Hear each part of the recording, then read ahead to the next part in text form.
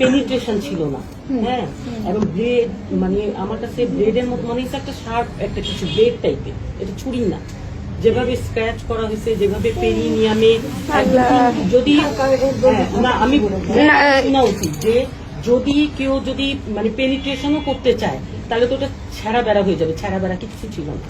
আর যদি আপনার মানে ও যদি পেনিট্রেশন কেটে করতে চায়, অনেক সময় অনেক মানে এরকম দেখা যায় লোকজন থাকে তারা পরে তো অ্যাবিউসিভ লোকজন, তখন ওর কিন্তু এই মিড লাইনে এরকম ইয়া থাকবে, কিন্তু ওর ইন্ট্রয়েটাস থেকে যেখানে পেনিট্রেশনটা করবে তার থেকে ওপেনিং থেকে অনেক দূরে মানে একটু অ্যাওয়ে ছিল ওই কাটাটা, একটা 1 সেন্টিমিটার মানে লেন্থ ছিল একটা 5 o'clock পজিশনে, যদি আমরা ওইভাবে ক্লক ওয়াইজ ধরি, এবং ডেপথটা 5 সেন্টিমিটার ছিল। এবং স্ক্র্যাচ মার্কগুলো জাস্ট হলো মানে একদম খুব গুছায়া একদম দুইটা একদম অ্যারিওলা ব্রেস্টের যে অ্যারিওলা বরাবরই ওরকম স্ক্র্যাচ করা দুইটা ব্রেস্টে। আর হলো যে আমি তো তখন মানে আমি কোনো ছেঁড়া বেড়া কিছু পাইনি। আমি জাস্ট